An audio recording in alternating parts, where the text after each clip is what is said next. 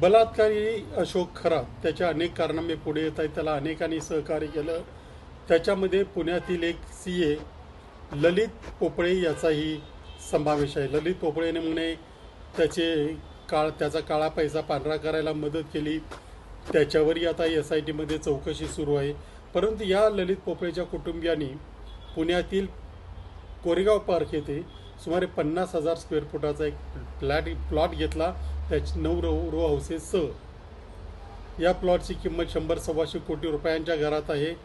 परंतु तो अवघ्या 19 कोटी रुपयांना घेतल्याचं भासवण्यात आलं. तेही दिले की नाही हे माहिती नाही, कारण याच्यात झालेला सगळाच व्यवहार हा कुठेही कायद्याच्या भाषेत न पटणार आहे. ही मूळ जमीन होती म्हणे 1921 साली एका सार्वजनिक ट्रस्टला शासनाने दिली. त्यानंतर अचानक या जमिनीवर काही घडलं नाही आणि 1987 साली याचं काहीतरी सेटलमेंट झालं आणि काही लोकांना ही जमीन देण्यात आली. काही अधिकार कुणीतरी अमिगो नावाची कंपनी त्यांच्या डायरेक्टरने आपल्याकडे घेतली. त्यानंतर 35 वर्षे सुमारे काही घडलं नाही. बरं, हे जे सेटलमेंट डीड झाली त्याला धर्मादाय आयुक्ताची परवानगी होती का, मान्यता होती का, त्यांच्याशी काही पत्रव्यवहार झाला आहे का, या संदर्भातली कुठलीही कागदपत्र या दस्ताला जोडलेली दिसत नाही आहे. म्हणजे पॉवर ऑफ अटर्नी आहे, तीही नोटरी आहे, ती काय आहेत कळत नाही. बाकीचे डॉक्युमेंट्स आहेत त्याच्यातले ओरिजिनल कुठे आहेत, त्यांचे नंबर काय आहेत, ती रजिस्टर आहेत का, याचाही काही पत्ता लागत नाही. तर 1987 सेटलमेंट डीड झाल्यानंतर आत्ता म्हणजे 2024 साली ललित पोपळे यांचे वडील आणि एका व्यक्तीच्या नावाने याचं हस्तांतरण डीड करण्यात आलं. म्हणजे सेल डीड नाही, हे जे काही सगळे अधिकार आहेत या पोपळे कुटुंबियांकडे हस्तांतरित करण्यात आले. त्याला यापूर्वी जे झालं त्याला असाइनमेंट डीड्स म्हणतात. असाइनमेंट डीड म्हणजे मगाशी मी सांगितल्याप्रमाणे ज्यावेळेला मालकी हक्क हस्तांतरित होत नाही त्यावेळेला मालकी हक्कासारखे हक्क मिळणारा एक दस्त असतो, तो दस्त होतो.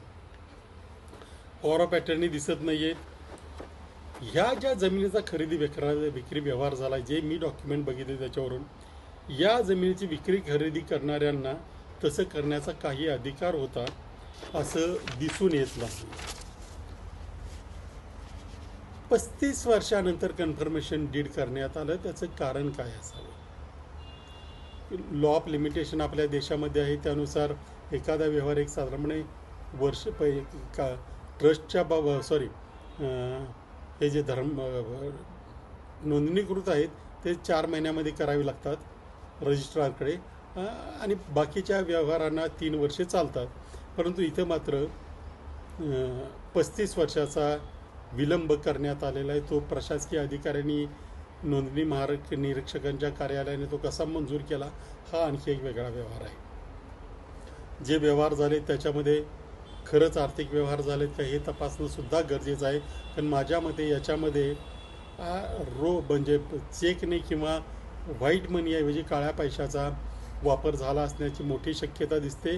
ह्या सगळ्याचा विचार करून मी मुख्यमंत्र्यांना पत्र लिहिलेलं आहे की या व्यवहारात प्रत्यक्ष आर्थिक व्यवहार झाला आहे का, CA ललित पोपळे यांच्या कुटुंबियांकडे एवढा पैसा आला कुठून, हा पैसा बंधू खरातच्या मार्फत जमा झालेला काळा पैसा आहे का, हा व्यवहार बेनामी गुंतवणूक आहे का, शिवनिका ट्रस्ट म्हणजे जो अशोक खराचा ट्रस्ट आहे त्याचा इथं काही संबंध आहे का, अशोक खराच्या या व्यवहाराशी थेट किंवा अप्रत्यक्ष संबंध आहे का, या बाबीची चौकशी करावी आणि सदर प्रकरणी SIT ACB वगैरेंना चौकशीचे आदेश द्यावे आणि सर्व मालमत्तांची तपासणी करून चौकशी करावी. सब रजिस्ट्रारने हे जे काही नोंदवलं त्याचीही चौकशी करावी आणि काळा पैसा अंतर्गत काही उलाढाली झाली आहे का याची PMLA अंतर्गत तपासणी करण्यासाठी हे प्रकरण पाठवावं अशी मागणी मी मुख्यमंत्र्यांकडे केलेली आहे.